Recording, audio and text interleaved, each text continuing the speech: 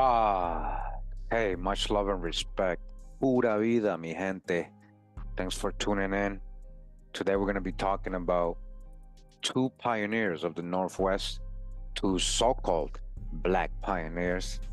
Their names are George Bush and George Washington. Yes, we're going to take a look. They got the same name and they got interesting story to tell. These are the little things that they didn't really emphasize in school when I was growing up. They didn't teach about these people at all. But as we start researching the settlement colonization of the West, the North, California and the Southwest, we're going to see there is a lot of melanated people involved in that, all different kinds. So today we're just going to be scratching the surface, introducing these two historical people and remarkable stories. As it says here, the remarkable story of George Washington Bush, the free black man who pioneered the Pacific Northwest. All right, so we're going to get into the whole name. There is a George Bush and a George Washington, and I believe they were mixing them a lot of the times and adding George Washington Bush. You'll see why I say that. We're going to be looking first at George Bush. Now, right away, this is an image that you will get online if you Google George Bush pioneer. And I just want to, real quick, right in the beginning, let you know what it says here. It says, no one knows exactly what George Washington Bush looked like. This sketch is from 1969. So, gosh, the hijack, when you see it, this is from 1969, a drawing somebody made. They made it the official image of George Bush, but we're just talking about a so-called black man.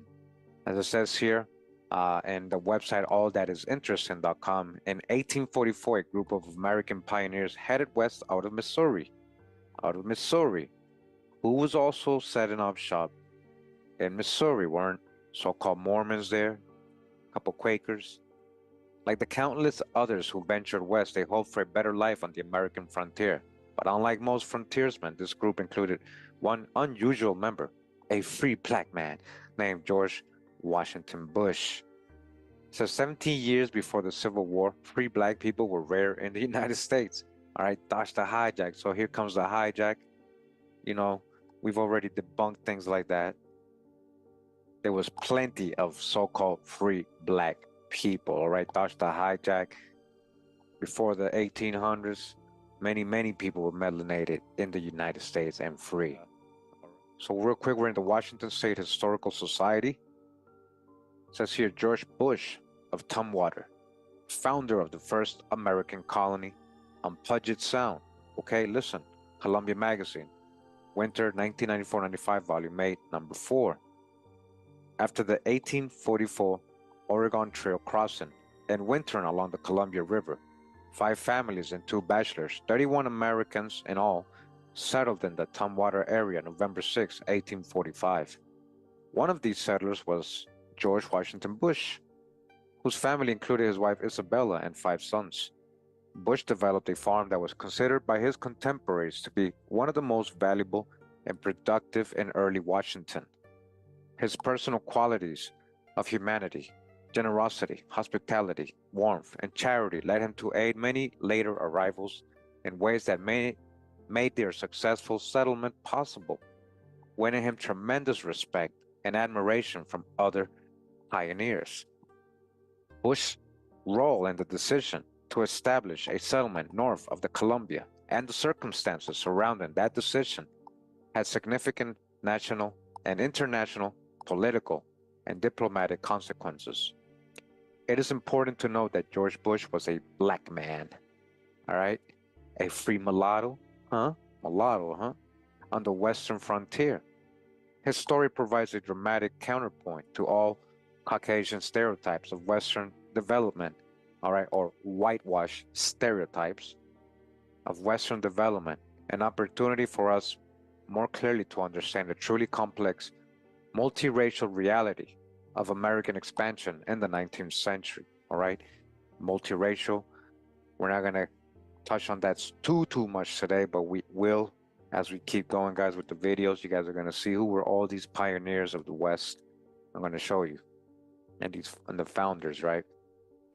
Bush's early years are, for the modern student, shrouded in mystery and uncertainty, all right? They don't know, or they don't want to tell us who these people are, right? Remember, everybody's supposed to be a slave or a descendant of a slave or had been a slave and freed. You know, that's the usual hijack stories they put on all so-called Black Americans. But that's hijack. We have debunked. We have debunked that. Catch up on the videos. For example, it is not known exactly when or where he was born. Oral family history provided by the 20th century descendants gives his year of birth as 1779. A prominent pioneer contemporary, Francis Henry, listed it as 1778, but the federal census in 1850, given his age at the time as 56 and his birthplace as Virginia, makes his birth year 1794. So he could have, just, made up an age, or they could be wrong in the census, like we see a lot of the time. They're just guessing and just they round it. So adding to the confusion, the 1860 federal census gives his birthplace as Pennsylvania and lists his age as 70, which could make his birth year 1790, all right? Just like I said, different censuses of the same person be having different things. We encounter that a lot when doing genealogy. Many historians consider this last date most reliable. To accept the family version of 1779 would make Bush 65 years old when he started the journey across the country in 1844. That is, according to some, an advanced and unlikely time of life to accomplish such a difficult task and endure the hardships that the next 2 decades forced on him. However, the earlier family date of 1779 fits well and consistently with other remarkable improbabilities we know to be true about his life and thus provides a fitting beginning to his story. What else do we know about the early Bush years? It is believed that he spent his childhood in Pennsylvania, raised and educated under Quaker influence. All right, guys? So-called Black Quaker, which I believe are the ones who later on became so-called Mormons, Black Quakers. Future videos, little by little, we'll start putting it together. But literally, George Bush, the pioneer of Washington State, was a Black Quaker. When they say influence, no, that was his parents. Raised and educated. Why would anybody do that? Though Bush was a literate man, none of his writings have survived. He is believed to have relocated to Tennessee as a young man and then again to Illinois when he was about 20. There he entered the cattle business, an occupation that is believed to have financed his Oregon trip. All right, believed. They don't know. He could have had money from the beginning. Around 1820, he is supposed to have relocated again to Missouri, the place from which he departed for Oregon in 1844. And who also was in Missouri, right? Setting up shop there, the Mormons, right? There are few facts documented with certainty that can be fitted between the reference points on this sparse outline. He is supposed to have gone to the far west as a young man. His work in the fur trade industry is said to have taken him as far west and north as Vancouver Island, and as far south as the Santa Fe Trail, where he is supposed to have known Kit Carson. Some descendants claim he worked for a time for the Hudson's Bay Company. There is no specific documentation for any of this. Family sources also state that George Bush was wounded while fighting in the Black Hawk Indian War and that he participated in the Battle of New Orleans under Andrew Jackson in 1815, all right? You see who he's siding with, right? And you see no mention of him being a slave or anything like that. This is why probably the sources are hidden about this person. We do know that on July 4th, 1832, he married Isabella James, a white native of Tennessee, in Clay County, Missouri. This union eventually produced 9 sons, 5 of whom made the trip across the Oregon Trail with him in 1844. His marriage was the source of much of his success, stability, and happiness for the next 30 years. Was George Bush black? See what they're asking? It was a key question during an era in which one's race could be the single most important factor in determining one's fate. The answer to this seemingly simple question becomes complex and even controversial. Uh-oh. In American culture, race has never been a simple issue of biology, legal and cultural factors being at least as important. Little is known about the lives of Bush's mother and father, so they can't make anything up. They can't say he was a slave if they don't know. To sort out Bush's racial status, it is necessary to look at evidence supporting both sides of the issue. There is some evidence that he may not have been black. Uh-oh, not see? Because he's a pioneer, right? And he's not fitting the usual narratives of being from a slave and not establishing anything, right? Being poor and all that. Oh, now he may not have been black, so-called black. This is what they say. It is well established that his mother was an Irish maid in the household of a merchant named Stevenson. All right, she was a maid or a servant, indentured servant, Irish indentured servant. Does that mean pale skin? It doesn't automatically, right, guys? We know better than that, right? So, what's your point? He may not have been black because his mom is Irish. Well, they we know about the black Irish. Yes. So under the merchant named Stevenson, a merchant, who's the merchants? Come on now. In Philadelphia during the late 18th century. Racially speaking, it is generally concluded that his father, Matthew Bush, was black. Matthew, the Bush family, black. Matthew, huh? And his mom is Irish servant, huh? So that's why they're saying he might be mixed or mulatto. Again, there is no real pictures of him. Why we read that earlier? That was a sketch they made of him in 1969.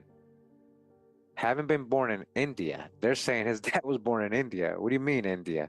And brought to the United States by Stevenson sometime before 1776. That makes no sense, guys. And again, remember they said they don't know little, they know little, they don't have no records, they're making this up.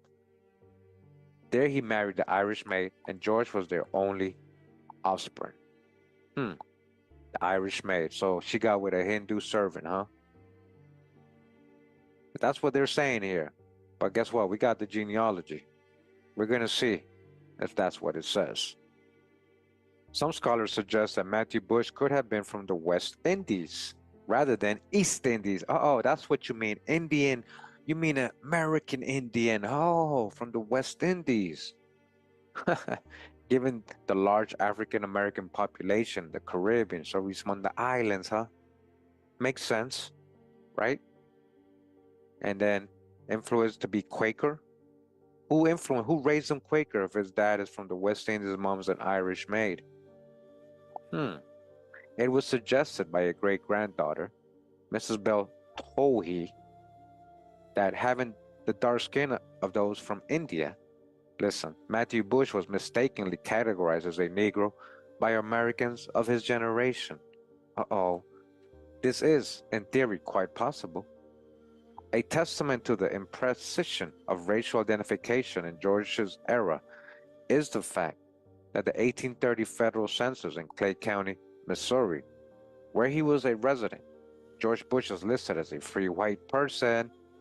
Free white, 1830, we know that. We know, and the census from 1830, 1840, 1850, 1860, the 1850 and 1860 ones having blank, under race, no indication of W, N, or B, indicating the race or color. They're blank. And then we know that 1830 and 1840 has so-called black folks as free white persons, right? Free white persons, right? So you mean free white like this, huh? Black's Law Dictionary, revised 4th edition. Go ahead and check it out. Free white person. It includes all European Jews, right? Some Celtic, Scandinavian, Teuton, Iberian, Latin, Greeks, and Slavics. It also, down here, as you guys says, it includes the mixed Latin, Celtic, Iberian, and Moorish inhabitants of Spain and Portugal. Includes Moors, and the mixed Greek, Latin, Phoenician, and North African inhabitants of Sicily. Okay, North Africans. It includes. It does not mean Caucasian race. It does not mean Caucasian race. So when they're listing George Bush as free white person, they're not talking about complexion, guys. There is, however, stronger evidence that Bush was black, a crayon color, right? He was melanated, or specifically that he was mulatto. Perhaps the most powerful evidence of his racial designation as black is found in how his contemporaries considered and described him. The scant documentary and narrative evidence available is consistent in describing Bush as a mulatto. This includes a statement by John Minto, a fellow member of the 1844 migration who knew Bush well. Minto described the conversation he had on the trail with Bush concerning the treatment of people of color in Oregon. Bush was a mulatto, but had means and also a white woman for a wife and a family of 5 children. Not many men of color left a slave state so well to do and so generally respected. A more indirect reference is made by Ezra Meeker, a trail pioneer who met Bush at Tumwater in 1853. Meeker observed, George Bush doubtless left Missouri because of the virulent prejudices against his race in the community where he lived. Is that really why he left? Or was he being persecuted because he was a black Quaker? Further evidence that Bush was considered black and treated as such by his contemporaries involves the Donation Land Act that was passed for the Oregon Territory in 1850. It stipulated that only white males and married females and American half-breed Indians were eligible to receive free land in Oregon. Bush was so well liked and respected by his white fellow settlers that 55 of them asked new Washington Territorial Legislature on March 1st, 1854, to petition the United States Congress to exempt Bush from these provisions to the act. The Legislative Assembly of the Territory of Washington would most respectfully represent unto your honorable body that George Bush, a free mulatto, where his wife and children emigrated to and settled in now Washington Territory, Thurston County in the year 1845. On February 10, 1855, the United States Congress passed a special act granting Bush his land claim. Bush neither denied nor challenged his description as a mulatto in these proceedings. It is clear that whatever the biological origins, whatever it is, see, they don't know, of George Bush might have been, legally his contemporaries consider him a black man. All right?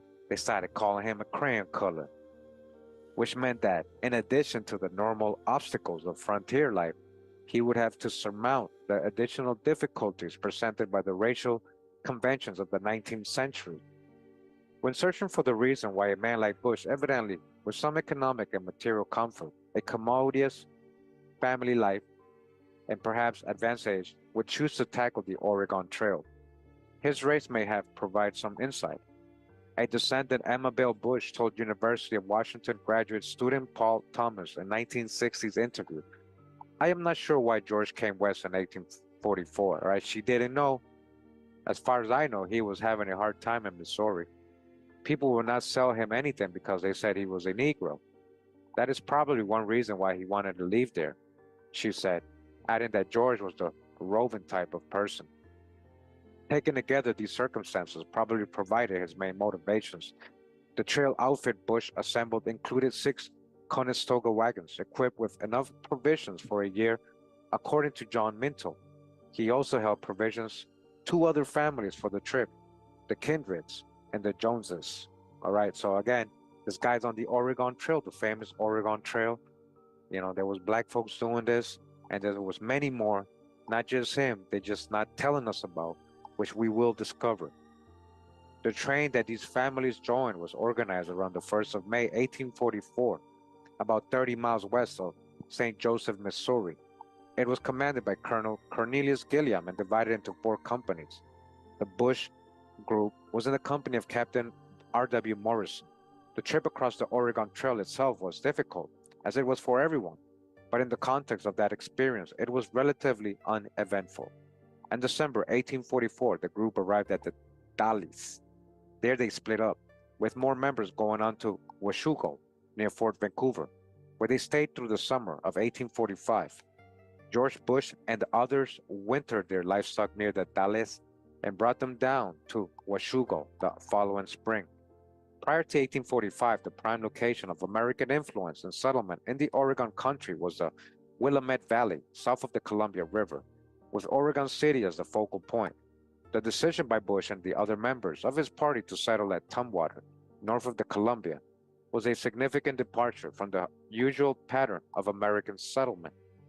Some historians suggest that this decision played a large part in the eventual British American Compromise that created the modern Canadian border and gained possession for America of the present day state of Washington, all right? And that was because of who? Of George Bush, a so called black man. The presidential election of James Polk in 1844, with his 54 to 40 or fight slogan, reflected a strong desire by many Americans to acquire all the Oregon territory, provided the national political backdrop to these events.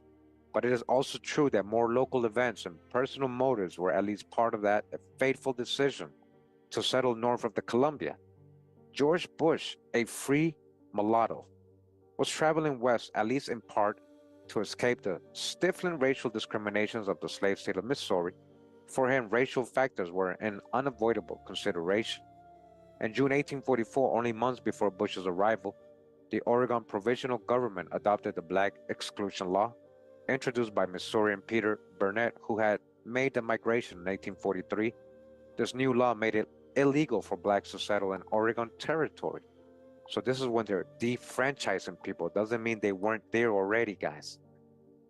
Punishment for violation of this act was 39 lashes, delivered in public whipping, repeatable every 6 months until the person departed. All right, so again, they only pass laws, right, because things usually happen. That's the reason people pass laws, because something is happening constantly. So meaning many so-called black people settle in Oregon, and they didn't want that to continue. And now they're saying, look what they're telling you. If they didn't leave, what happened? Minto recalled a conversation on the trail in which Bush revealed his apprehensions about what awaited him in Oregon. He told me he should watch when we got to Oregon, what usage was awarded to people of color, and if he could not have a free man's rights, he would seek the protection of the Mexican government in California or New Mexico. All right? And all these people in their offices in Mexico, most of them were melanated at that time, running the country. So it makes sense, but still, I would love to get the primary sources for these things, which they're not quoting, and it was very hard to look for or find an actual book. Again, this is from the Washington Historical Society report they did here. When Bush reached Oregon and was confronted by Burnett's exclusion law, he was torn by an ironic dilemma. To achieve personal racial security, he had to avoid American-controlled portions of Oregon. In 1845, that could be done by settling in the more tolerant regions under English control or by proceeding south into Spanish territory. To settle in the English regions might be self-defeating by contributing to the American acquisition of that area and the contest between England and America for ownership of Oregon. Eventually, that could bring him once again under the jurisdiction and oppression of American racial dispositions. However, uneasy he may have been about the possible consequences, Bush eventually chose the Tumwater option. What was life like on the Tumwater frontier? What were the conditions at the early settlement? The first difficulty was getting there. To do so, it was necessary to travel the Columbia River by boat from Fort Vancouver, then go up the Cowlitz River and walk overland to mere foot trails. The approximately 100-mile trip took about 15 days. Listen to that. The first years in Tumwater were very hard. The party arrived with only the material they could tie on the pack animals on or carry themselves. The land was heavily forested, with no roads and little open ground.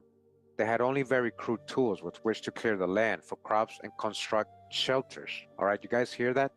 This is when they're settling in these places. And this reminds me of the videos out there right now exposing the old world architecture, right? All these buildings that they were saying, like it says here, building with crude tools. And they had no way to get all this material over there. It was so forested. It's just foot trails. This is what they expect us, that these pioneers build all these majestic buildings that they can't even build today, right? In addition, they arrived at the onset of winter. According to Paul Thomas, the first homes were crudely constructed shelters made of split logs, all right? Yet they're building all this architecture and building cities, right? And churches and cathedrals and all that, right? With bare earthen floors, no windows, and wood shake roofs. The beds were made of either planks or stretched animal skins and could accommodate 4 or 5 people. Reportedly, more than one family shared a cabin during that first winter. In the early years, settlers had 5 essential sources of food: the original supplies they brought with them from Fort Vancouver, the natural resources of the region available through hunting, fishing, and gathering, supplies acquired from the HBC coast at Fort Nisqually, provisions given by traded for or bought from the local native population, the local, who were also very swarthy, and eventually the produce and products of their own developing farms. Typical of early American settlers everywhere in Oregon, their early success was unlikely or would have been very difficult without the support and goodwill of Dr. John McLaughlin, chief factor of the HBC's Fort Vancouver. When they left Fort Vancouver in 1845, the pioneers carried with them a letter of instruction from the McLaughlin to Dr. Tolmie, the chief factor of Fort Nisqually, to provision the settlers on credit with the supplies they would need. Records indicate that with it they obtained 200 bushels of wheat, 100 bushels of peas, 300 bushels of potatoes, and 10 head of cattle. These constituted the main elements of their diet that first winter. Records also indicate that the only members of the original party of settlers who did not draw upon this letter or credit from McLaughlin were the Bushes. This suggests that Bush had been able to pay cash for his needs and was better off than the other families at the time. Listen, a so called black man who had more money than all these others, supposed white families, right? That he's traveling. Remember, he's supposed to be the only black man. So all these other people are all poor and everything, right? And he got money of his own. He's wealthy. From food, the local Indian population was also importing in those early years. Seafood, such as oysters, clams, and salmon, came from native sources.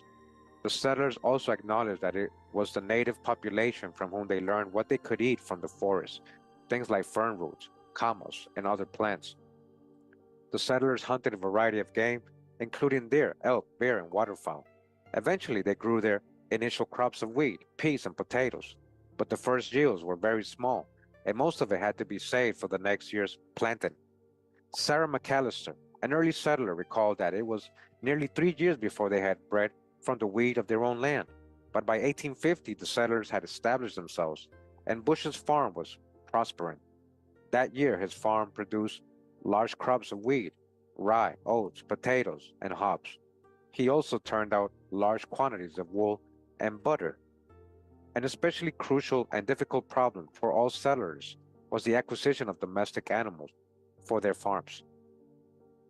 The Bush family slowly accumulated the necessary stock from a wide variety of sources under difficult circumstances over a number of years. For example, in 1846, Bush took 2 weeks to ride to Cowlitz Prairie and return with a hen and a setting of eggs from Simon Plamondon, a friend and former French-Canadian HBC employee. Mrs. Bush, through hard work and personal diplomacy, secured the family turkey flock. Their first flock of sheep was acquired from HBC holders at Fort Nisqually.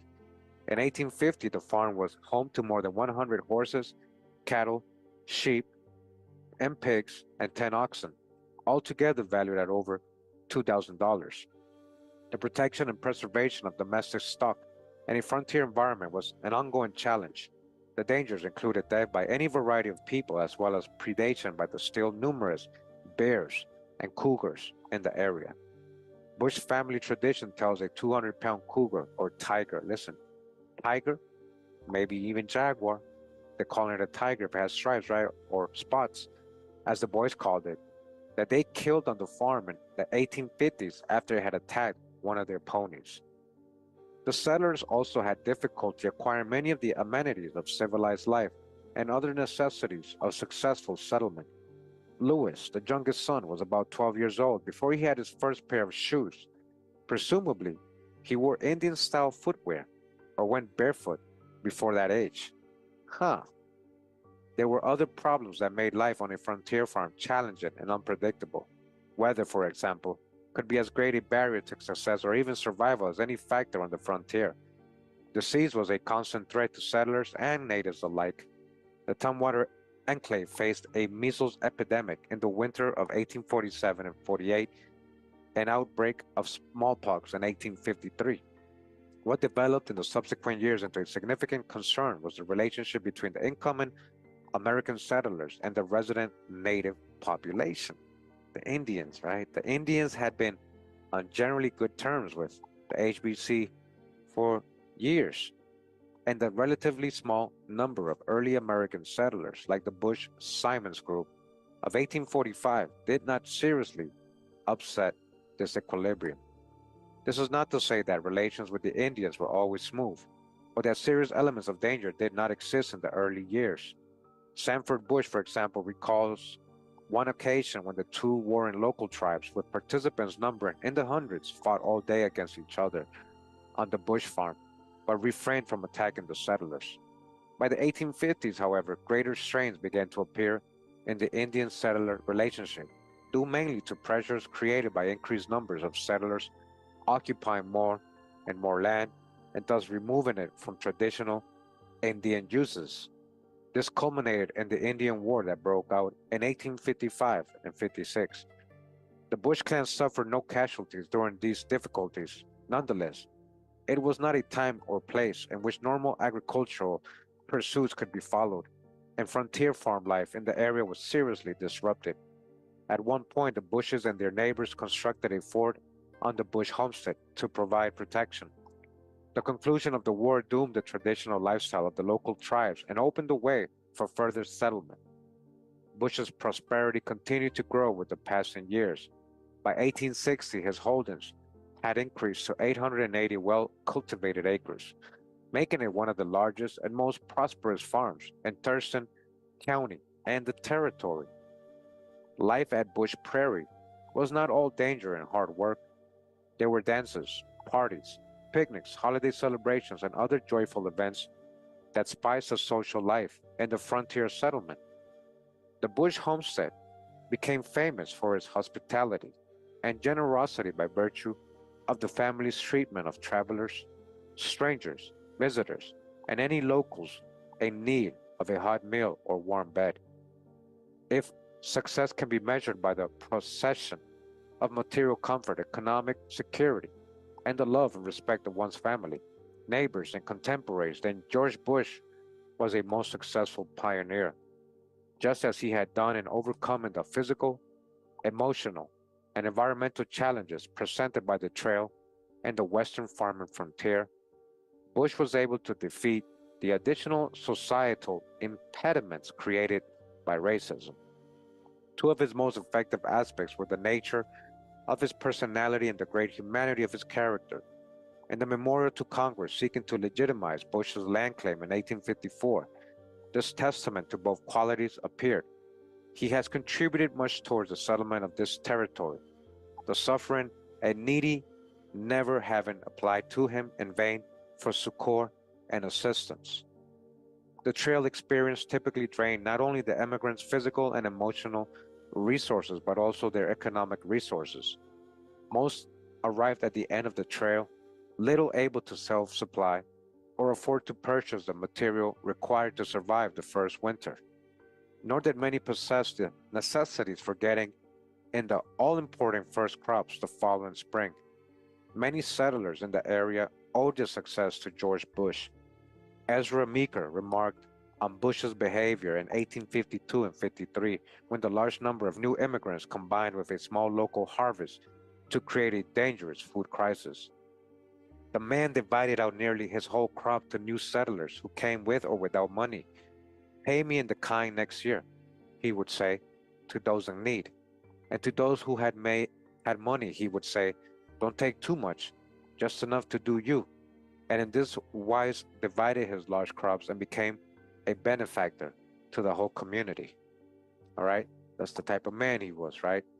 George Bush died on April 5th, 1863.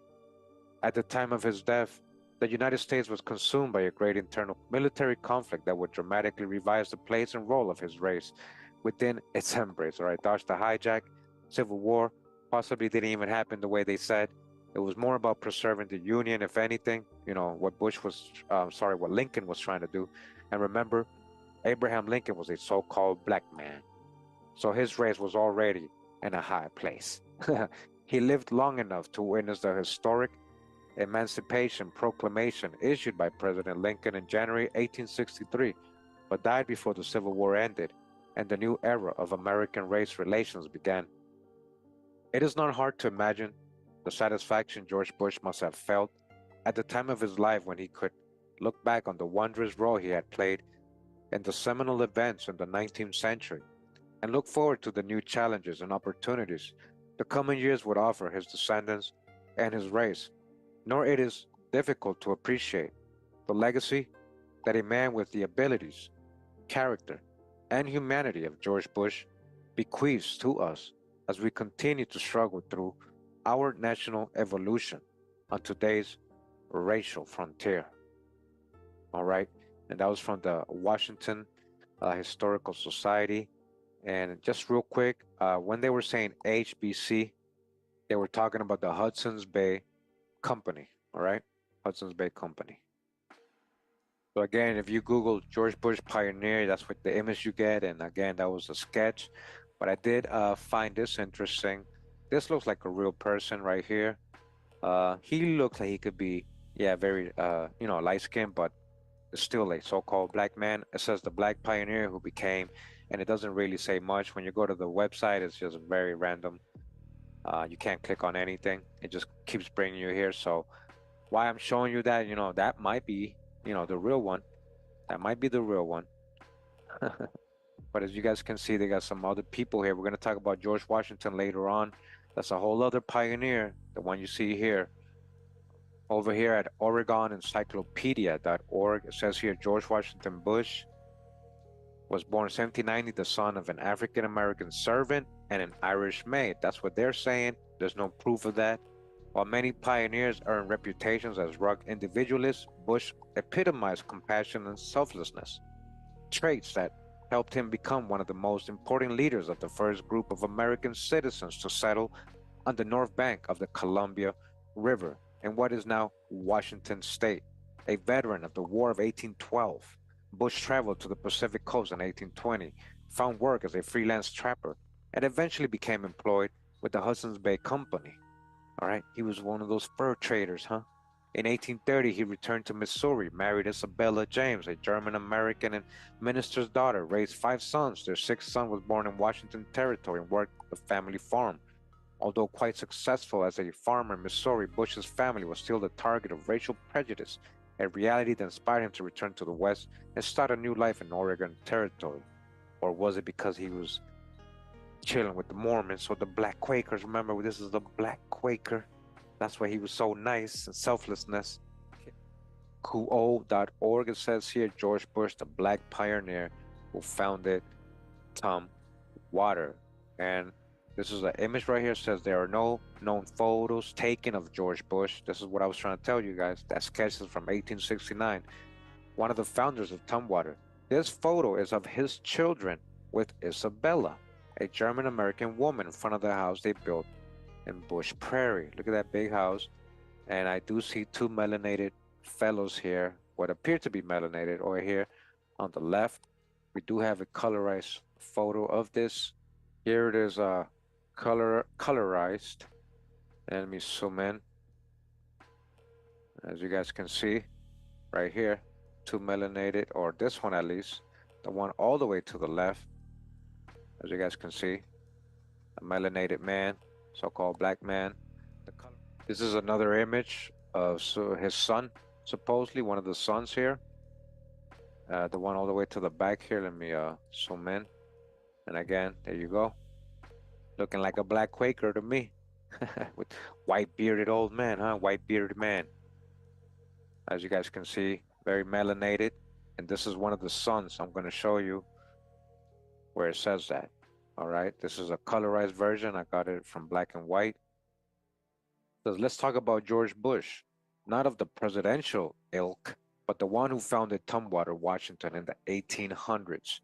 Tumwater was the first major American settlement in the Puget Sound region, all right, the very first, and the territory that would become Washington. And it was founded by George Bush, who was a melanated, a so called Negro man, so called black. It's not the most publicized story, said Don Trosper, public history manager with the Olympia Tumwater Foundation. We are the first settlement, but a big factor of it was the racism in Oregon that forced them north to the British side of the Columbia River, he said. Because of that, we were able to settle Puget Sound, and a big influence on what would become Washington State. All right, you see the influence. George Bush, the pioneer, and here is the picture I just showed you. All right, you see, so-called black man out here in the back. That's one of his sons. It says Black Pioneer George Bush's grandson. Left, so that's his grandson. Remember, he married a so-called white woman, and then his sons eventually got with so-called white women too, right? And so they started getting lighter, and that's one of his grandsons right here. That's his son.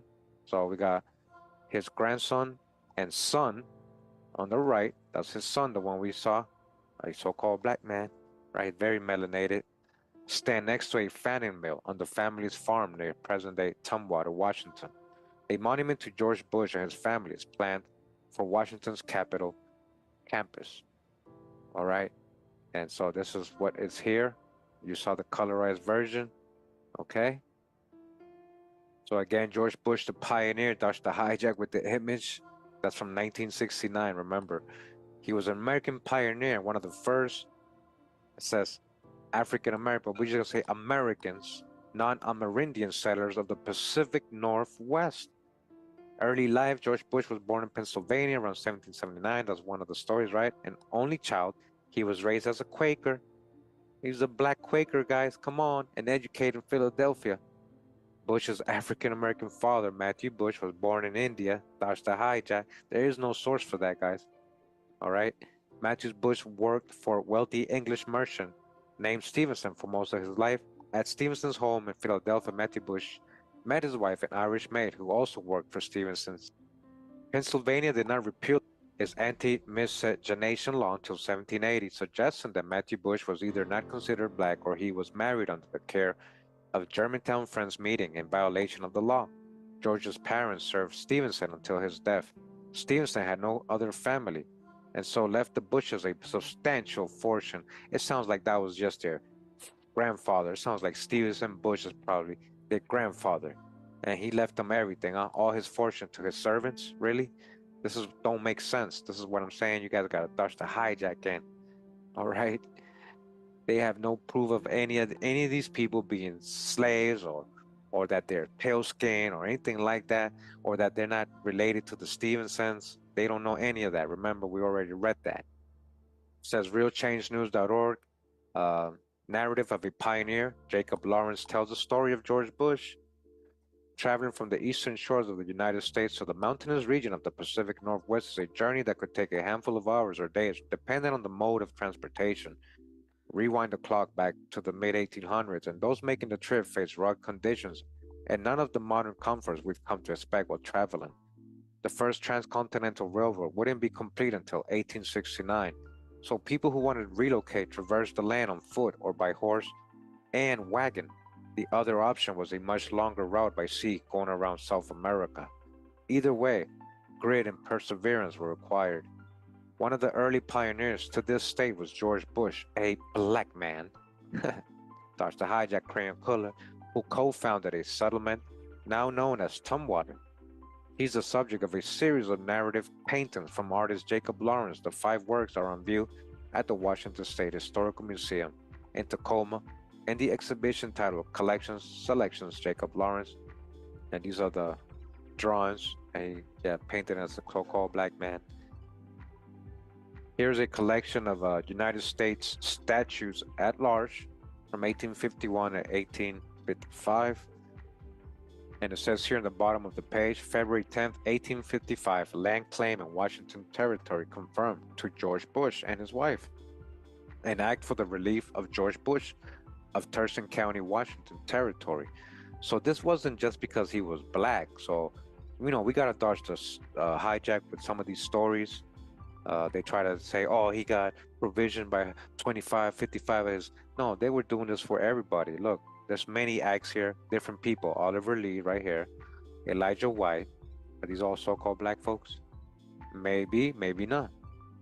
It says here, be it enacted by the Senate and House of Representatives of the United States of America and Congress assembled that the claim of George Bush to 640 acres of land in Thurston County, Washington territory in virtue of his early settlement and continued residence and cultivation as set forth in the memorial passed on the 17th of March 1854 by the Legislative Assembly of Washington Territory B, and the same is hereby confirmed, the one half to the said George Bush and the other half to his wife, and it shall be the duty of the Surveyor General of the said Territory of Washington to designate and set apart the quantity of land aforesaid to embrace the residence and settlement of the said George Bush, according to the lines of the public surveys, and for the claim hereby confirmed, but not in such a manner as to interfere with any reserve or valid adverse right, if any such exists, to any part of the land claimed as aforesaid, and upon the presentation of a certificate from the Surveyor General designating the land which may be officially set apart under this act, a patent shall issue if the proceedings are found regular by the Commissioner of the General Land Office. Approved February 10th, 1855, all right? And they didn't say nothing about him being a Negro, colored man, or that's why he's giving them or helping them, right? And look at this, relief for John Steen, relief for Catherine A. Arnold, B. Arnold, William Van Ward, and so on and so on. It's not just because he was a black man, all right?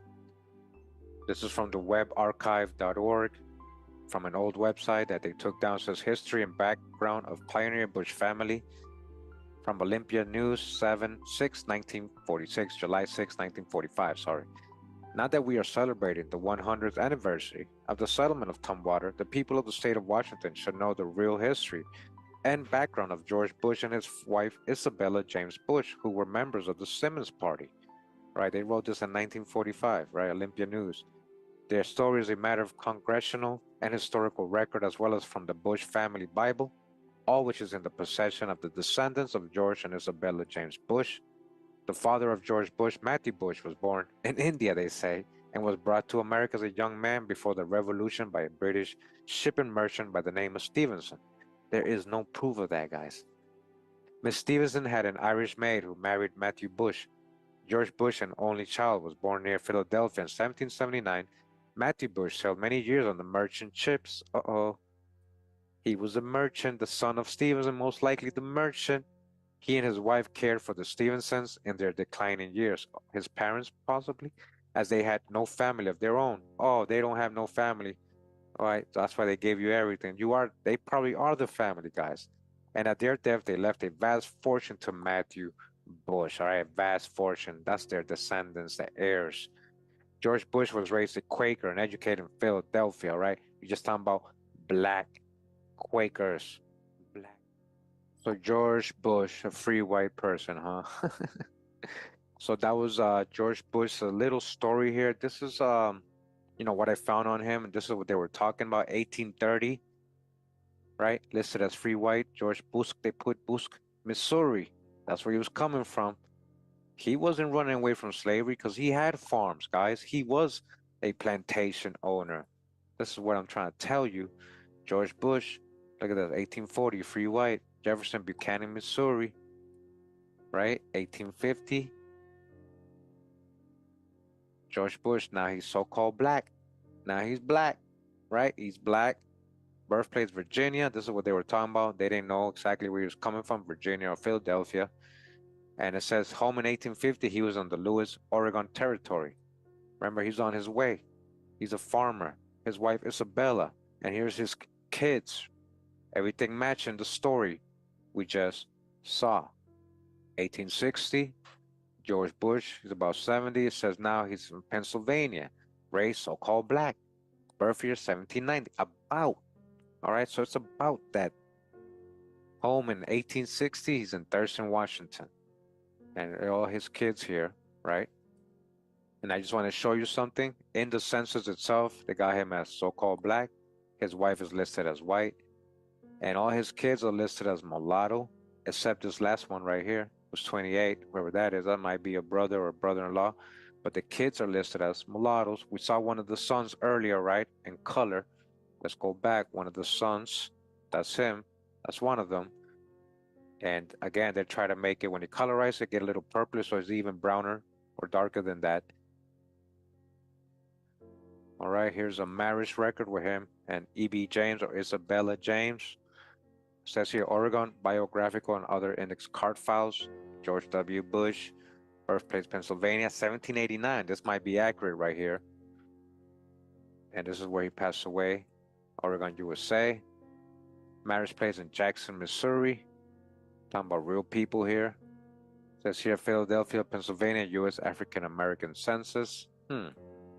Here's a patent for land to George Washington Bush of Scott County, Missouri, right? This is in Missouri that they were giving him this before he went over. And who, look, in testimony whereof I, Andrew Jackson gave it to him. All right, remember he might have fought for Andrew Jackson. We read that. And here's a land patent by Andrew Jackson given to him in Missouri. All right, so again, this is his wife, Isabella James. I just want to show you, when it comes to his dad, there is no record of him being born in India. I did find this, though. Matthias Bush, Matthew Bush, right? Matthias, Moses, United States, Jews in colonial America. Jews in colonial America. Are we talking about Sephardic Jew? Then we got this, Matthias Bush, says Jewish, Philadelphia. Says Matthias Bush, Philadelphia County, a Jew sworn on the Old Testament only. He's supposed to be the African slave, right? Again, this is what I got. Like Germantown, Philadelphia. This is what I got as hints, guys. This is what was coming up. So I attached all of these. They all kind of do match the years of birth. Now look at this one, Matthias Bush, arrival place. Primary immigrant, Bush Matthias, doesn't say where he's coming from. It says New World immigrants. A consolidation of ship passengers list. This one right here says date derived from return forms connected with the naturalization of foreign Protestants. Who's the Protestants? Quakers and all these people. Papers that were sent from the colonies to the Lords Commissioner for Trade and Plantation. All right. Says naturalization of foreign Protestants in the American and West Indian colonies. Didn't they say he might be coming from the West Indies? Pursuant to Statute 13, George II, publications of the Huguenot Society. The Huguenot Society of London, huh? Possible Huguenot we're talking about when we're talking about this Bush. And then we got this one again. Says names, Jews naturalized in South Carolina, right here. And then right here says the naturalization of Jews in American colonies under the Act of 1740 and publication of the American Jews, huh? Uh-oh. And that's all I really got as hints. Remember, we're possibly just talking about a wealthy merchant, his dad, Stevenson, possibly. They're saying he worked for, he was a merchant as well, left them a big fortune. That was just family leaving their heirs, their property, guys. This is what I'm saying. They can't prove these people were Africans or anything like that, or from India, anything like that. This is what I'm trying to tell you. The guy's wife is Elizabeth, supposed to be the Irish maid. We have nothing on her, right? That's who they're calling the Irish maid. His wife, Isabella. Now his kids. I just want to show you, this is supposed to be a picture of one of his sons, as you guys can see. Yes, or so. But what I noticed is they most likely started marrying, pale-skinned people, so-called white people, and so on, and they became a white family. And they forgot, oh, their great-great-great-great-great-great-grandfather was a so-called black man, possibly Sephardic Jew, Huguenot, and Black Irish. All right, guys, we're going to move on. We're going to talk about another person now, another pioneer. And it's this person right here. As you guys can see, a black and white Image of him, very popular image. Him and the front door of his house from this angle and another angle they have online. Here's an image in color, so you guys can see. Very swarthy, right? So-called black man, so-called Negro. All right, his name is George Washington. That's what we're gonna learn about now. Not George Bush, George Washington. This is a whole different other person, guys. George Washington.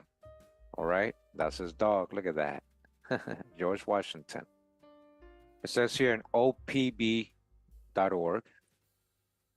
200 years later, Centralia celebrates its very own George Washington.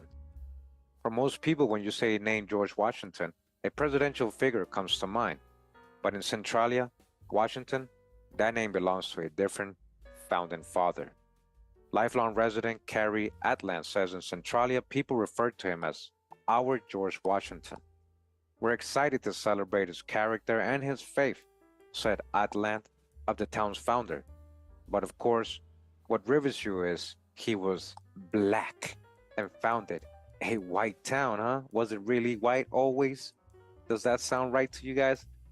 Dr. Hijack, have they whitewashed more than we think? Come on now. Look at that. The founder, George Washington. George Washington was one of the few African American pioneers, Dr. Hijack, there was many, who migrated from the South to the Pacific Northwest. Says he was born August 15, 1817 to a black slave and an English woman. Doesn't that sound just like the other George Bush? A black servant and an Irish woman? Look at this, the same thing almost. It's like the same story. And again, they're not able to prove any of this. His parents gave him to a white family, James and Anna Cochran, to escape a life of slavery in Virginia. We're going to see if we can actually prove that. In 1850, Washington traveled west along the Oregon Trail. When he arrived, the territory's black exclusion laws pushed him north of the Columbia River, almost just like George Bush. And this is why I'm saying people probably mixing them up. But what are the coincidences? They got the same name. They kind of did the same thing. He became the fourth American to settle in what would eventually become Lewis County. He chose a 640-acre plot of land between the Chehalis River and the Shokumchuck River. In 1875, he and his wife, Mary Jane, eventually founded the town of Centerville, which was later renamed Centralia, about halfway between Seattle and Portland. Centralia is the largest city in the United States that was ever founded by a couple of color. Dodge the hijack. What about Chicago? That was a couple of color, remember? And many others, right? Dodge the hijack big time. This is their opinion. They don't know that. Said Centralia resident and former Washington legislator Stuart Halson. He's among a group of residents who are planning a year of events to celebrate Washington's 200th birthday next week. All right? So they're celebrating and having a good time there with their founder. So when you put George Washington Pioneer, you get some of the images here, guys, as you guys can see. All right. And this is the one facing forward. Different images. That's him supposedly too, when he was a little older. It looks like a different person, or like he has makeup on or something. I don't know. But as you guys can see, they try to put George Washington too. Here's a drawing of him, popular one. All right, here it is right here. It says George Washington, founder of Centerville, which was later renamed Centralia. Centerville. Look at that. Well dressed. So real quick, I'm going to read this journal article. It says George Washington of Centralia, Washington. This is Negro History Bulletin, Volume 27, Number 2, from 1963, pages 44 to 47. Then we go into the article, and it says, in the early history of the Northwest, the settlement of Washington is significant. George Washington Bush was a Negro who came to Oregon with the expedition of 1844, right? This is the other guy. Right, this is the guy we just read about. This is George Bush, right? Who came along with Michael T. Summons, it says here. Pushed on into the unorganized territory of Washington, one of the principal claims to the whole of Oregon was occupation, and settlers helped to establish our claim. When our claim had been established, others moved in. So look at this. Among the first settlers in the unorganized territory of Washington was George Washington. So another guy, right? The founder of Centralia, Washington. Right? Two black folks being founders. How many more are there who moved to Lewis County? George Washington was born August 15, 1817, in Frederick County, Virginia. He's from Virginia, about 10 miles from the famous town of Winchester, Virginia. His father was a Negro and a slave. Oh, a Negro and a slave, huh? Really? His mother was a white woman of English descent. And you guys are going to see the sources for that? Soon after the child's birth, the father was sold a long distance from Virginia, probably, probably in the lower south, where we are not able to ascertain at this time. Where? They don't know. They're making this up, guys. It was customary for slaves to be sold at any time, and of course, it was necessary in this case to get the slave out of Virginia. The mother, on the other hand, gave young George to James Cochrane and wife, who were friends of the mother. They were friends of the family, of the Cochrane's family, and are they really so-called white? They were to keep him until he was 21. It sounds like an indenture, right? It sounds like an indenture they gave probably to the family so he wouldn't be sold away. And 21 is usually the age where they get freed. In Missouri, because he had more than an eighth of Negro blood in his veins. Uh-oh. Eighth? Do you guys think that image I just showed you earlier of him is eighth? The Act of March 14, 1835 gave to the loser of property a chance at recovery. This made it convenient for George Washington to take advantage of this law and recover any property which might be taken from him without reference to the court. This gave him some rights as a free Negro in the state of Missouri. Since James Cochrane was anxious that his ward should be in a position to protect his property and used his influence to get a law passed that would accomplish this aim, John Wapskill from the 6th Senatorial District, William Ford from the 10th District, and Cornelius Gilliam of the 7th District composed the personnel of the committee. This matter was not reported from that committee until January 28, 1842. At that time, the committee reported on the bill which had been referred to it from citizens of Macon County in relation to George Washington, a free mulatto who lived in Macon County. It was read the first time and the rules were suspended, and the bill was read the second time and engrossed. This step could not have been taken that same day in the Missouri State Legislature if the rule had not been suspended. The rules were further suspended and the bill was read the third time and passed by the Missouri State Senate. The Senate bill was reported on the House for the benefit of George Washington, a free man of color of Macon County. Representative William A. Griffin, of Macon County, moved that bill for the benefit of George Washington, a free man of color of Macon County, would be taken up. It was then taken up and passed its first reading. The rules were suspended and the bill was read the second time. The rules were the same in the House as they had been in the Senate. The bill had to be engrossed before its third reading. This was done as it was done in the Senate. That is, a true copy had to be made. In the same manner as in the House, the bill was rushed through the Senate and passed that body on the same day. All this movement and the ease with which the bill moved through the legislature shows the high esteem in which Washington and James Cochrane were held in that region. They had power. James Cochrane, huh? The law passed for the benefit of George Washington said he was entitled to the privilege granted by a former law. The law in 1842 and the benefits to the free Negro gave George Washington all the privileges concerning free Negroes and mulattoes. Approved March 14, 1835. He was able to operate a business under this law without obtaining a license from Macon County or any other county in the state of Missouri. The regulation was to take effect from and after its passage. The laws which had passed in favor of George Washington, the mulatto from Macon County, gave him all the privileges of a citizen of the state of Missouri with all the rights of any citizen save that of holding office. Here George and his partner met with misfortune. Their mill was destroyed by water which brought to a close George's business in Platte County. He moved on to Schuyler County and entered a claim for 80 acres of land at the land office in Fayette, Missouri. This he could do under rights given him by the state law which had been passed in his favor. The next venture in business was the securing of a patent right for making whiskey. He also purchased the necessary machinery in Illinois for making a barrel per day. So this is a successful guy here, right? This is not a slave. They're trying to make him a slave.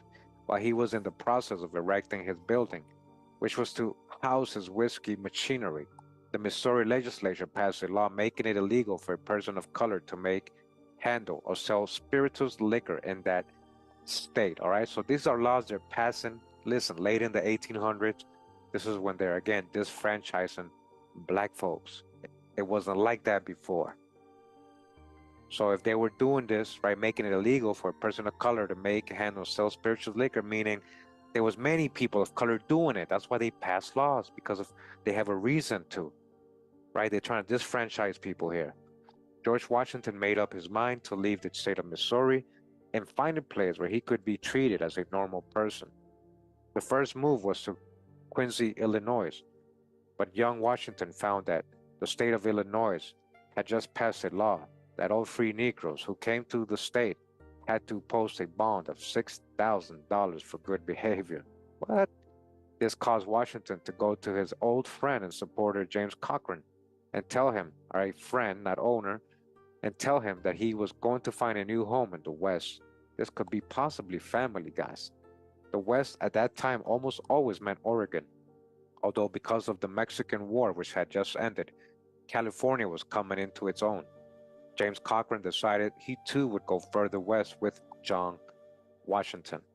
They selected the Northwest instead of California, although they knew that perhaps they could not settle south of the Willamette River, for Oregon had passed a law that free Negroes and mulattoes could not dwell in the territory of Oregon. George Washington was equipped for the trip, as were the Cochranes. George Washington had 4 oxen, and the Cochranes had 2 spans of horses and a light carriage. They arrived at Council Bluff on April 7th, where they remained until May 6th. At that time, they crossed the Missouri with a large number of immigrants who had gathered at that place and started for Oregon.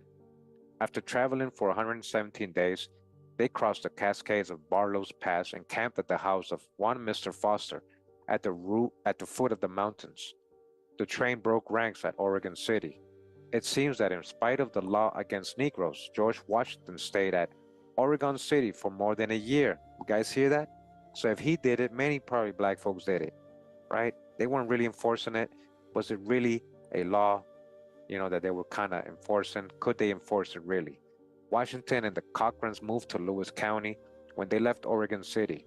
They were located roughly where the city of Centralia now is. The section was called Mukla by the Chehalis Indians, but it was called Indian Prairie by the early settlers. James C. Cochrane entered a claim for 640 acres of land. It was thought to be for George Washington. Others who entered claims were William Holmes and Noah Kitzer. Later, George Washington filed on 320 acres. This section was later called Black George's Prairie. After George Washington had settled on the land, Indians appeared and told him to leave. All right, they're telling a black man to leave, right? Indians, local Indians. In a short time, the Indians, he at once drew his bow, knife, and pistol, and threatened to shoot them at once if they did not leave. In a short time, the Indians were gone, and they were so impressed by Washington's action, they did not return. This brave man understood the way of the Indians, which he had learned in Ohio and Missouri. Could he know of them because he's part Indian too? George Washington made it known that he was not afraid of anything. During the Indian War in that section, he helped to build the fort at Mount Prairie and stood guard there night after night. George Washington soon found he could not fall on land in Washington unless some white man acted in his behalf, which Cochrane was glad to do. Washington farmed here for some time. Soon after he got there, settlers began to move to this valley, and they at once began to eye Washington's land. Washington sought out his friend Cochrane and offered to sell his land with its improvements for $2,200. This was worked out, and Washington and Cochrane entered into a partnership in stock raising. Cochrane took out a donation land claim of 640 acres. They had another business, which they operated for a period of 12 years, which was a ferry, taking persons across the river. George later bought the land from Cochrane for the sum of $6,000. He did this so that his foster parents would have money in their old age. All right, these are his parents, literally, right? His foster parents, possibly real family. The attitude toward Negroes was getting better, and by these years it was safe for Negroes to purchase property. Cochrane died in 1859 and his wife in 1861. This left a void in the life of George Washington. Up to this time, he had not married, for the care of the Cochranes was enough for him. His first marriage was to Miss Jane Cornish, who was a native of California. All right, a native, what does that mean? She had been married before and had a son, Stacy, from that marriage. She died March 5th, 1888. In 1890, he married Charity E. Brown, a native of Indiana. They had one son, George. A Mr. Weingart had a general store near George Washington's land. George determined that he would lay out a plat for a city to be known as Centerville, around this store as a nucleus. The new town was 4 blocks square, extending north and south from Locust to Magnolia, east and from Pearl to Drummond. The streets, Pearl and Drummond, were parallel with the railroad. East Front, not used in later years, was directly east of the track. West Front is the name given to the present Tower Avenue. When he founded the town, the railroad had not arrived. In pioneer days, the town was a halfway stopover point for stage coaches operating between the Columbia River and Seattle. Soon after the town was laid out, the Northern Pacific Railroad was built, which made the site much more important. Washington laid out in his new town 131 lots, 60 by 120 feet in what is now the center or business part of the city. He sold 100 of these lots for $5 each. The first to buy were Isaac Windward and James Jamerson. There developed considerable rivalry between Chehalis and Centerville. George Washington was determined that his town would not lack support. He doubled the size of the lots, gave building sites to the different churches, laid out a cemetery, and erected a number of houses himself. It was due to this unselfishness in the early days of that Centralia owes its growth as a commercial center. Not until 1872, when the railroad was finished, to that point did persons realize how valuable this land was.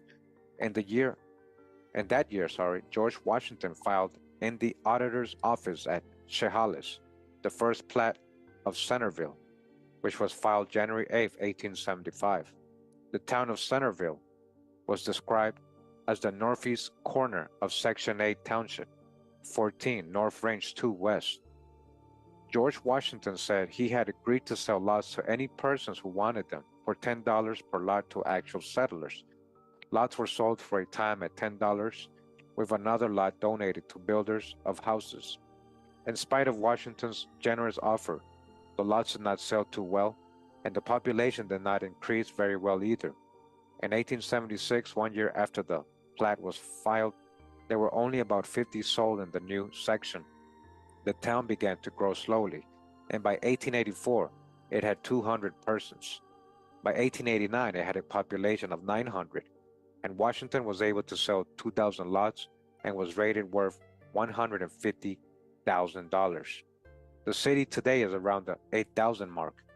Washington was generous with his land and was willing to make any sacrifice so that his town would grow. He donated a tract of land near the center of the town for a park. He also contributed to all the enterprises which played an important part in the building of the town. He was very much interested in the church and tried to do something about it. Stories were told about this sturdy pioneer who came to the Pacific Northwest. It was said that when he came to this section, he went to the Methodist church and was shown the corner where Negroes usually sat. Washington left the church and built his own church. This story is probably not true, for he was from the first a Baptist. He was connected with this church from early times and had always tried to live a Christian life. It was mainly through his efforts that the first Baptist church building was erected in Centralia, George Washington went into the forest, cut down and prepared the timber, and personally became responsible for the lumber which was used in the construction of the edifice. He further donated the lot on which the building stands. The church was to hold the land as long as it was used for church purposes. This pioneer had a very limited education owing to the constitution of the states where he had lived.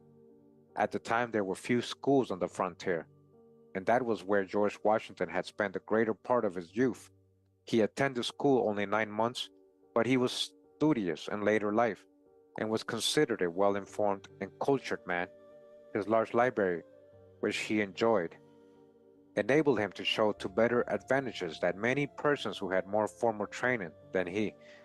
George Washington owned some of the public land. The block where the Washington Hotel stood at the turn of the century was owned by him, and indeed the building itself was owned by him according to Pruser and his history of the Puget Sound. He was still cultivating 54 acres of the Cochrane farm. Listen, George Washington lived in Centralia until his death August 27, 1902. The funeral was held in the Baptist church on a Monday afternoon. Major John Galvin issued a proclamation asking all business houses of the city to close from 1 to 4 p.m. This request was observed almost without exception, and the big church was packed with the citizens of Centralia who went to pay their last respects to the aged Negro pioneer. The sermon was preached by Reverend C.D. Spencer, Reverend F.S. Pearson, and Reverend W.H. Thompson conducted the service. Interment took place in Washington Lawn Cemetery. This cemetery was given to the city by Mr. Washington a number of years before. At the time, it was under the management of Frank Millier. George Washington had been one of the pioneers of the Pacific Northwest. When he came, Negroes could not own land in their own right. At the time of his death, 50 years later, he had founded a city and was respected throughout the state of Washington. He deserves to be better known. All right, that's what we're doing this video today, guys. And that plat, Washington called the city Centerville. In the early 50s, it was found there was another city by that name, and it caused confusion of the mail. When a second plat was filed, David Fount suggested that it be called Centralia, after the Illinois town where he lived. This is how the city got its name of Centralia. All right, and here's a lot of the sources here, which I did kind of find, going over it. All right, so again, George Washington and George Bush, historylink.org. It says George and Mary Jane Washington found the town of Centerville, now Centralia, 1875. So in 1875, they said they filed the plat that establishes the town of Centerville, soon to be renamed Centralia, in Lewis County in Southwest Washington. George Washington, a pioneer from Virginia, is the son of an African-American slave. We didn't even prove that. They haven't proved that. And an English woman, right? English, but he looks straight black, so-called black.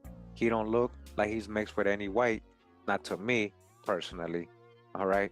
So he was from Frederick County, Virginia, right? When his father, a slave, was sold and taken, and that's the story we get, blah, blah, blah. And then supposedly, well, not supposedly, but it seems that Anna and James Cochrane had him, and he actually admired them. He took care of them at their old age.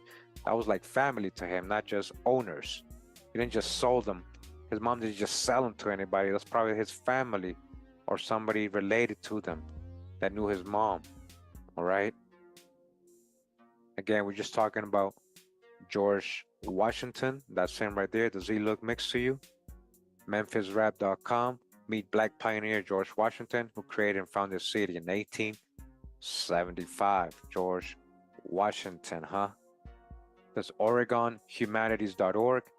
Dangerous subjects. A look at the history of Oregon's exclusion laws. Right? What they got here? George Washington and his dog. And they start telling about his story. Right? And that's another website. Just wanted you guys to see. It's all over the internet too.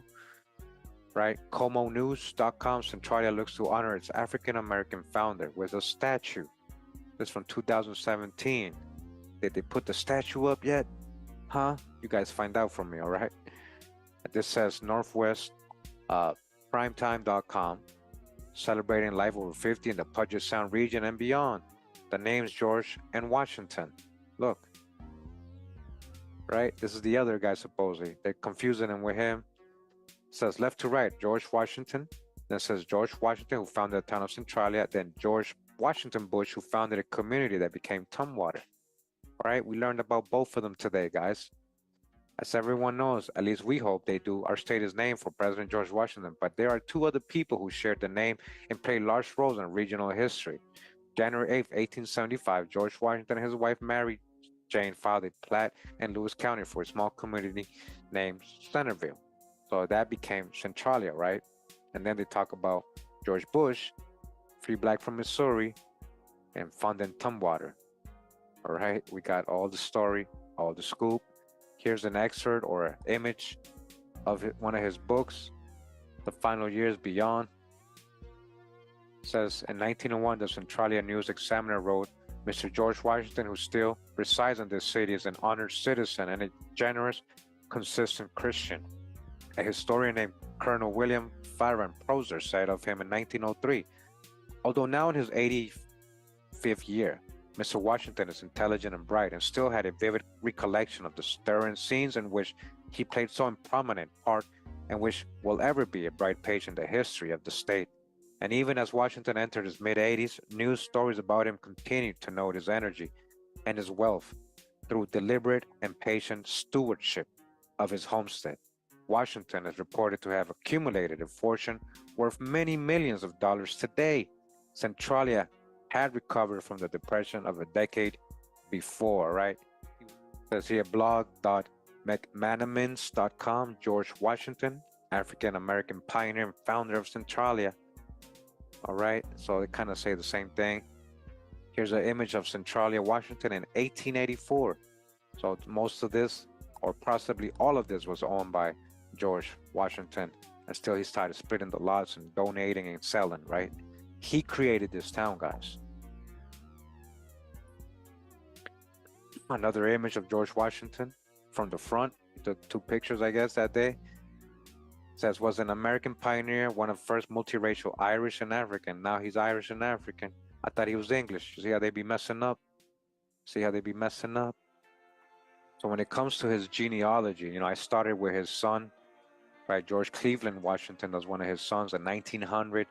He's being listed as black, right? Dad's name, George Washington. He's also listed here.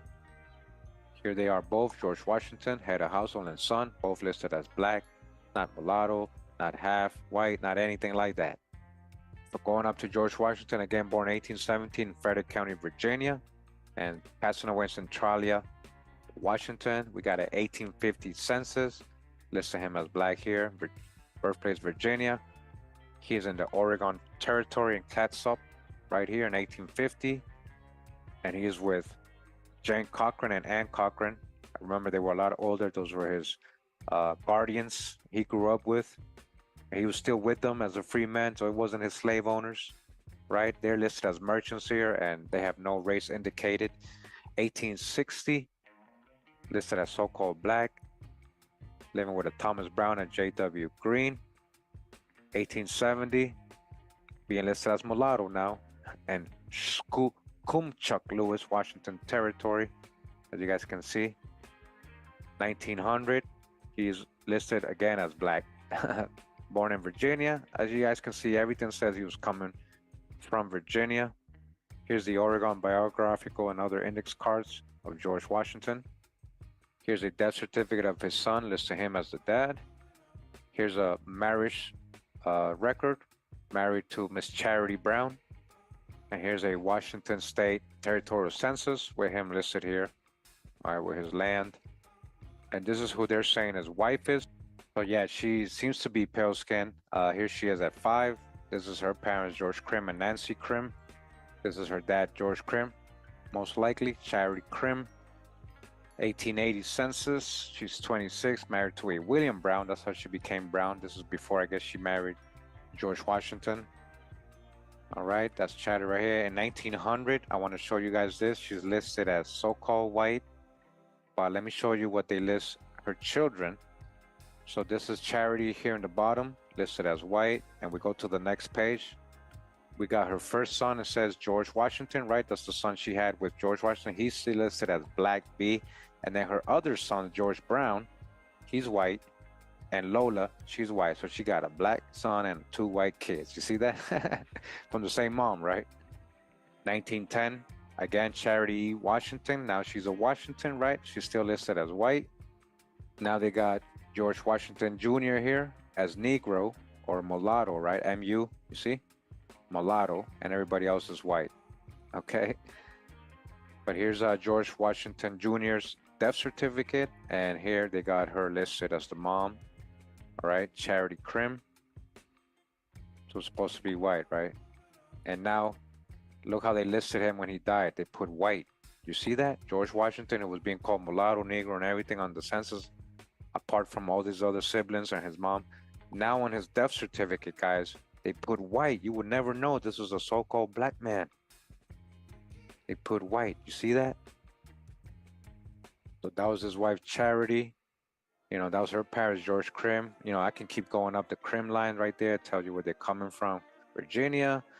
Then you got Johann coming from Germany. You see that? The Krim, she was coming from Germany.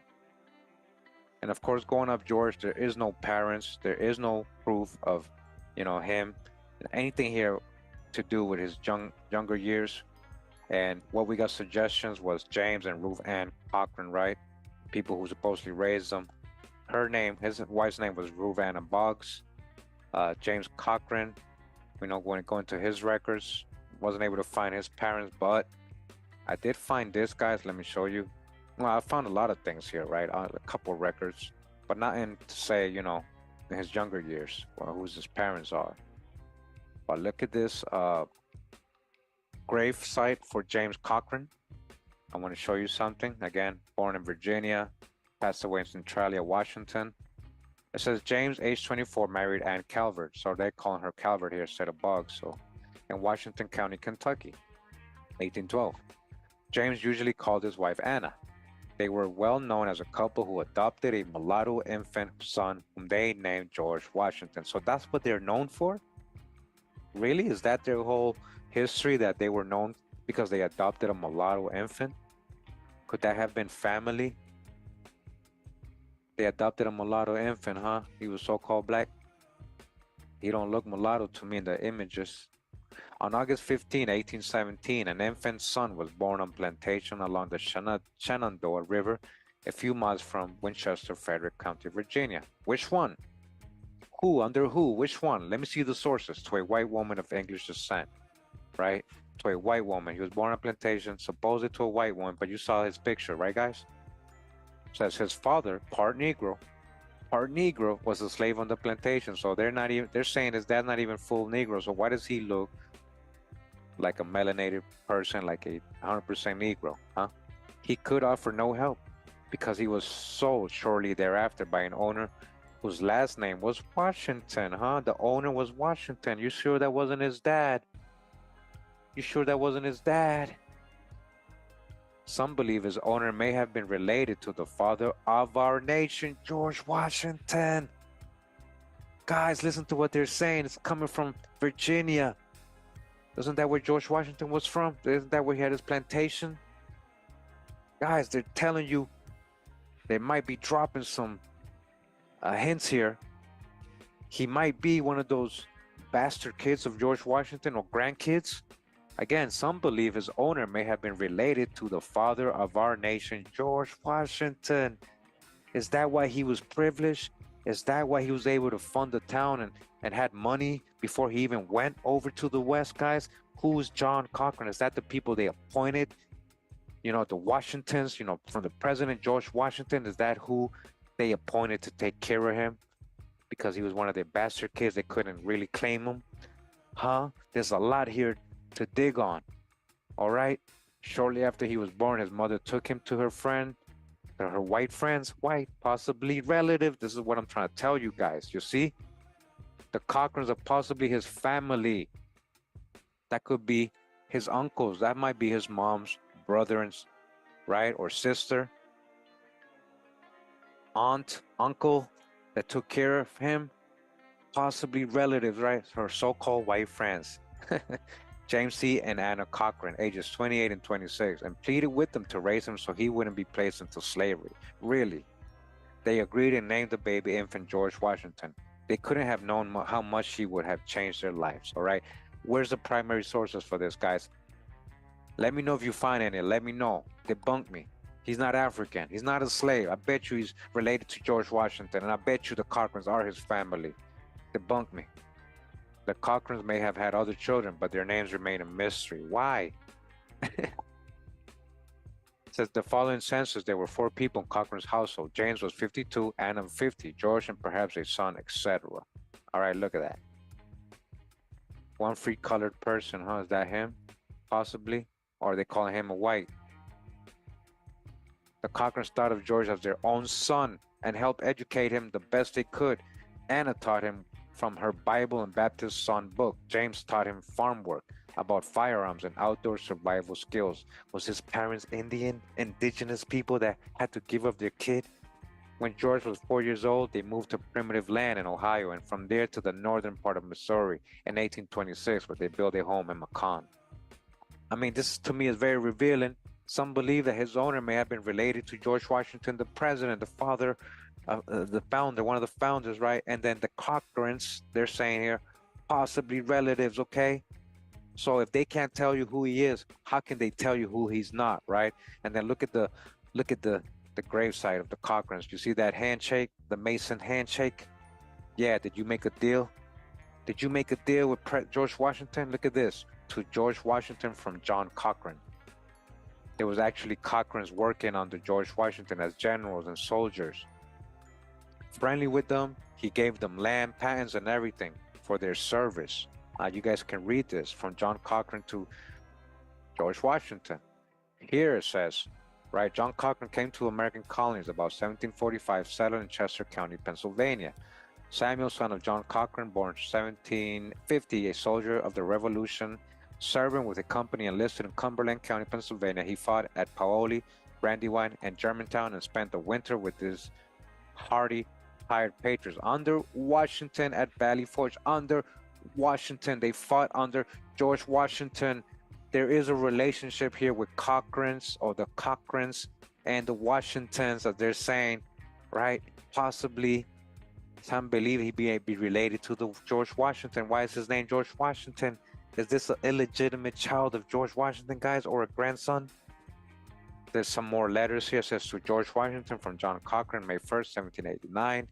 You know, they're very friendly. Please allow me, appoint me this position. He got appointed a high position by George Washington. From George Washington to John Cochran. All right. Come on now. And another letter from George Washington to John Cochran. They're all different dates. They were corresponding. George Washington knew the Cochrans. Why did they give this guy or this kid, George Washington, to the Cochrans? And they're saying possibly that he might be related, or the owner of this person was related to George Washington. Come on, there's something they're not telling us, guys. And why was he able to found a town just like the other guy, George Bush, a black Quaker? Come on, both of them. Why were they specifically allowed to found towns and helped, right? And here, and before we go, here's a plaque of George Washington, right? It says this stone presented by the Centralia Bicentennial Committee in 1976. And see how they drew him, making him look like a so-called white man. Again, we are remembering George Washington and George Bush, black founders. Pioneer, Oregon Trail, founders of northwestern towns and cities, all right? 2 black men. And dodged a hijack on their ancestry and origin stories because they cannot prove that. And I hope I made a point. I made that clear to you guys. And if you think you can debunk me, go ahead and let me know if you find any primary sources on these people, where they were really coming from and what was their real status. Hope you guys enjoyed the presentation. I got more videos coming on founders of the West. You guys are going to see how many melanated folks it was that actually founded all these places. And the Northwest and California and the Southwest. Much love and respect. Pura vida, mi gente. Kawa.